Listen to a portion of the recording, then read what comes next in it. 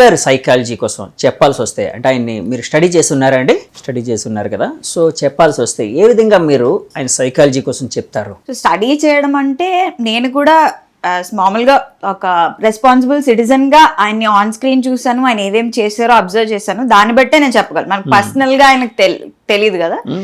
So Jagan గారు ఏంటంటే ఆయనకి రివర్స్ స్పాట్లైట్ ఎఫెక్ట్ అని అంటాం. Basically reverse spotlight effect. Okay, సైకాలజీలో స్పాట్లైట్ ఎఫెక్ట్ అని ఒక కాన్సెప్ట్ ఉంది. ఓకే. సో ఈ స్పాట్లైట్ ఎఫెక్ట్ అంటే ఏంటంటే మామూలుగా మనం ఉన్నాం అనుకోండి, ఎవరైనా ఒక పర్సన్, అది సెలబ్రిటీ అవ్వచ్చు, నాన్ సెలబ్రిటీ అవ్వచ్చు, మనకి ఎలా అనిపిస్తుంది అంటే ఒక పబ్లిక్ లోకి వెళ్ళినప్పుడు లేదా ఒక ఏదైనా రిప్రజెంట్ చేస్తున్నప్పుడు, ఒక పొలిటికల్ పార్టీనో సంథింగ్ ఏదైనా రిప్రజెంట్ చేస్తున్నప్పుడు అందరూ మననే అబ్జర్వ్ చేస్తున్నారు, అందరికి మన తప్పులు కనబడుతున్నాయి. మనకి నిజానికి అది చిన్న ఫ్లాయ్ అయ్యి ఉండొచ్చు, కానీ నా డ్రెస్ బాగాలేదు, లేదా నేను ఏదో మాట్లాడుతున్న బాగాలేదు, నేను చేసింది బాగాలేదు, ఆ తప్పు భూతద్దంలో చూస్తామా, పక్క వాళ్ళు మన తప్పుల్ని భూతద్దంలో చూస్తున్నారు అని అనుకుంటాం, ఏమో అని అనుకుంటాం. దాన్ని స్పాట్లైట్ ఎఫెక్ట్ అంటారు. అంటే స్పాట్లైట్ అంటే ఏదో పక్క వాళ్ళు మన తప్పుల్ని ఒక స్పాట్ లైట్ వేసి చూసారా, స్పాట్ లైట్ అంటారు సినిమాలో, అట్లా స్పాట్ లైట్ వేసి చూస్తున్నారు అన్నట్టు ఫీలింగ్ వస్తుంది. That is spot light effect. అదొక మానసికమైన వ్యాధి అండి? వ్యాధి కాదు, ఇట్స్ జస్ట్ చాలా మందికి ఉంటుంది, జస్ట్ అన్ ఎక్స్పీరియన్స్, ఫినామినా అని చెప్పొచ్చు. చాలా మందికి ఉంటుంది, మనలో కూడా ఉంటుంది. మన తప్పులు చూసేస్తారు, మనం ఏమైనా తప్పు మాట్లాడితే తెలిసిపోద్ది అని ఎక్కువగా అనుకుంటాం, అది నార్మల్. మనకి ఇప్పుడు జగన్ గారి విషయంలో తీసుకున్నట్లయితే రివర్స్ స్పాట్ లైట్ అంటే ఏంటి, నాలో ఏం తప్పులు లేవు, అసలు ఎవరు నన్ను పర్ఫెక్ట్ గానే చూస్తారు. సో స్పాట్ లైట్ ఎఫెక్ట్ అంటే నా తప్పులు ఎవరు తెలిసిపోతే అనుకోవడం. రివర్స్ స్పాట్ లైట్ ఎఫెక్ట్ అంటే కంప్లీట్లీ ఆపోజిట్, నాకేం తప్పులు లేవు, నేను అంత పర్ఫెక్ట్ గా ఉన్నాను. Because he is only surrounded by a very limited number of people. చాలా తక్కువ మందిని ఆయన కాన్ఫిడెన్స్ లోకి తీసుకుంటారు నాకు తెలిసి. ఆయన చుట్టూ ఎవరైతే ఉన్నారో ఓన్లీ వాళ్ళ తాలూకా ఐడియాస్ కానీ వాళ్ళ తాలూకా స్ట్రాటజీస్ కానీ. బికాస్ ఇక్కడ మీరు తీసుకున్నట్లయితే ఏదైనా ఒక స్ట్రాటజీ ఫెయిల్ అయింది అనుకోండి, ఇంకా కొంతమంది వాళ్ళ సర్కిల్ కాకుండా కొత్త కొత్త ఒపీనియన్స్, మనం ఇందాక మాట్లాడుకున్నట్టు కొత్త కొత్త ఒపీనియన్స్, కొత్త కొత్త పర్స్పెక్టివ్స్, ఏ ప్లాన్ బి సి ఫెయిల్ అయిపోతే మిగతా ఆల్ఫాబెట్స్ అన్ని ఉన్నట్టు ఆయన అట్లా ఎక్స్ప్లోర్ చేయకపోవడం వల్ల కూడా I think that is one of the drawbacks of Jaganmohan Reddy గారు that happened this time. So అంటే జగన్ గారిని కూడా చాలాసార్లు చెప్పేటప్పుడు, అంటే చాలా మంది చూసినప్పుడు, అంటే అభిమానులుగా మామూలు పర్సన్స్ అంటే న్యూట్రల్గా ఉండే పర్సన్స్ అనేది పక్కన పెడితే ఆయన ఫైటింగ్ స్పిరిట్ అనేది కూడా చాలా గొప్పగా ఉండేది.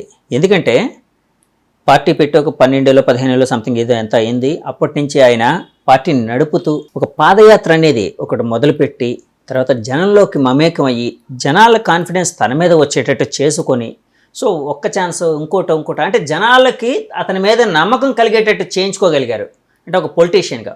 సో ఆ స్పిరిట్ అనేది, ఆ మొండి పట్టుదల, కొంతమంది మొండి పట్టుదల అంటారు, మొండితనం అంటారు, అలాంటిది చూస్తూ ఉంటే ఒక సైకలాజికల్గా అతను చాలా స్ట్రాంగ్గా ఉన్నారు అన్నట్టు కూడా అనిపిస్తూ ఉంటుంది. అలాగే ఏమైనా అనుకోవచ్చా అండి? డెఫినెట్లీ అండి, he's definitely a strong leader, with a very strong mindset. ఎందుకంటే జైల్లో ఉన్నారు, బయటకు వచ్చారు, ఎప్పుడు కూడా ఆ మైండ్ సెట్, ఆ మొమెంటము, ఆ స్పీడ్, ఆ జనాల్లోకి దూసుకెళ్లడం అనేది చాలా బాగుంది. సోషల్ ఇంజనీరింగ్ అనేది, the way he interacts with people అనేది చాలా బాగుంది. బట్ ఈయన చేస్తున్నది, ఈయనలో ఉన్న ఇంకొక విషయం ఏంటంటే లోకస్ ఆఫ్ కంట్రోల్ అంటాం. అది ఆయనకి ఎక్స్టర్నల్, బయట లోకస్ ఆఫ్ కంట్రోల్ అంటే ఏంటంటే అది అంటే ఏంటంటే ఇప్పుడు ఏదైనా ఒక రిజల్ట్ వచ్చింది, లేదా ఏదైనా ఒకటి జరిగింది మనకు సంబంధించి, ఇప్పుడు నాకు ఒక బాధ వచ్చింది, నా బాధ రాగానే వేరే బయట ఉన్న ఎక్స్టర్నల్ ఈవెంట్, లేదా ఈ మనిషి వల్ల ఇలా జరుగుండకపోతే, ఇది జరగడం వల్లే నేను ఓడిపోయాను, అలా అనడం వల్లే నేను ఓడిపోయాను, వీళ్ళు ఇక్కడ ఉండడం వల్లే ఇది జరిగింది. ఇప్పుడు ఫర్ ఎగ్జాంపుల్ ఇంకా సింపుల్ గా చెప్పాలంటే, ఒక ఎగ్జామ్ ఫెయిల్ అయ్యారండి, ఒక ఇంటర్వ్యూ బాగా రాలా, దాన్ని మీరు రెస్పాన్సిబిలిటీ తీసుకోకుండా, అంటే మీరు ప్రిపేర్ అవ్వలేదు, మీరు సరిగ్గా ముందు సెట్ చేసుకున్నారు అని కాకుండా వేరే వాళ్ళ మీద బయట ఏదైనా మనిషి మీద అవ్వచ్చు, ఏదైనా అవ్వచ్చు, బయట వాళ్ళ మీద పెట్టడాన్ని ఎక్స్టర్నల్ లాకస్ ఆఫ్ కంట్రోల్ అంటాం. కానీ పీపుల్ ఎక్కువ అలాగే ఉంటారు కదండి. చాలా సార్లు అంటే ఎక్కువ శాతం ఎందుకంటే మంచి అంతా జరిగితే ఏదైనా గుడ్ జరిగితే అంత వాళ్ళ గొప్పతనం అంటారు. ఏదైనా అంటే వాళ్ళకి అది నా విషయం కాదు, వేరే వాళ్ళు ప్రాపర్ గా చేయలేదనో లేకపోతే ఇంకోళ్ళు సరిగ్గా చేయలేదనో ఇలాగా కప్పదాటు ధోరణి అంటారు చూడండి అలాగా. సో అది లోకస్ ఆఫ్ కంట్రోల్ అంటే లోకస్ ఆఫ్ కంట్రోల్ ఇంటర్నల్ ఉంటే అంటే ఇంటర్నల్ అంటే ఇప్పుడు ఏదైనా విషయం తప్పు జరిగింది, ఏదైనా రాంగ్ జరిగింది, అప్పుడు నేను బయట వాళ్ళని బ్లేమ్ చేయకుండా ఓకే ఇది నేను ఇలా తప్పు చేసి ఉండుంటాను, ఇది నాకు నేను సరి చేసుకుంటే ఇంకా బాగా జరిగేదేమో అనుకోవడం internal locus of control. Actually there is lot of research in psychology and social sciences లో లోకస్ ఆఫ్ కంట్రోల్ ఎవరికైతే ఇంటర్నల్ ఉంటుందో అంటే ఒక తప్పు గానీ ఒక ఏదైనా సిస్టమ్ లో ఫెయిల్యూర్ జరిగినప్పుడు వాళ్ళు ఎవరైతే రెస్పాన్సిబిలిటీ అకౌంటబిలిటీ తీసుకుంటారో వాళ్ళకి ఎక్కువ సక్సెస్ వస్తుంది.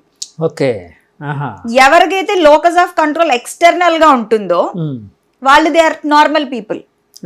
ఇప్పుడు ఆర్డినరీ నుంచి ఎక్స్ట్రాడినరీ అవ్వాలంటే ఏదో ఉండాలి కదా. సో ఇంటర్నల్ గా ఉండాలి. అది ఇంటర్నల్ గా ఇప్పుడు తప్పు జరిగితే ఎలా నేను కంట్రిబ్యూట్ చేశాను దానికి అని అకౌంటబిలిటీ తీసుకోవాలి. ఇప్పుడు బయట వాళ్ళని బ్లేమ్ చేయకుండా ఇప్పుడు ఓడిపోతే దానివల్ల అని కాకుండా నేను ఎక్కడ తప్పు చేశాను, నాకేంటి, ఇప్పుడు నా బిజినెస్ పడిపోయింది, ఎందుకు పడిపోయింది, నేను మార్కెట్ కండిషన్స్ ని బ్లేమ్ చేస్తానా, మనుషుల్ని బ్లేమ్ చేస్తానా, అది బ్లేమ్ చేస్తానా, లేదా నేనే నా లోపాలని కరెక్ట్ చేసుకుంటాను. ఆత్మ పరిశీలన అనేది చేసుకోవాలంటారు. ఆత్మ పరిశీలనలోనే ఈ లోకస్ ఆఫ్ అకౌంటబిలిటీ అనేది తీసుకోగలగాలి. ఐ థింక్ అక్కడ జగన్మోహన్ రెడ్డి గారు కొంచెం సైడ్ ట్రాక్ అయ్యారని నా పర్సెప్షన్ అండ్ ఒపీనియన్. సో ఎందుకంటే ఈయన ఏమంటున్నారు, he's expecting the voters to vote. Last class లో ఇప్పుడు మనకి రీసెంట్ ఇయర్స్ లో తీసుకున్నట్లయితే నేను జగన్మోహన్ రెడ్డి కాబట్టి ఓటేయండి అన్నారు. మాట కూడా అన్నారు అంటే 175 నియోజకవర్గాల్లో ఇక్కడ అంటే పోటీ చేస్తున్న క్యాండిడేట్లు అనేది ఎవరు అనేది పక్కన పెట్టేయండి, ప్రతి చోట జగన్ అనే ఒక వ్యక్తి ఉన్నారని గుర్తుంచుకోండి అని ఓటర్లతో అన్నారు. ఒక సభలో అన్నట్టు గుర్తు నాకు జనంతో అన్నారు. సో ఆయన ఏంటంటే మొత్తము ఆ పని అంతా రెస్పాన్సిబిలిటీ అంతా ఓటర్స్ కి ఇచ్చారు. ఒక ఎలిమెంట్ ఆఫ్ అకౌంటబిలిటీ అనేది ఎక్కడో ఒక చిన్న గ్యాప్ ఉంది. So I think that is missing in him. And ఇక్కడ ఇంకొక ఆస్పెక్ట్ మాట్లాడుకోవాలంటే సోషల్ ఇంజనీరింగ్. ఫర్ ఎగ్జాంపుల్ మీరు చూసినట్లయితే కొన్ని కాన్స్టిట్యుయెన్సీస్ లో గానీ కొన్ని ప్లేసెస్ లో గానీ ఆయన కొంతమందిని లీడర్స్ కింద నిల్చోబెట్టారు.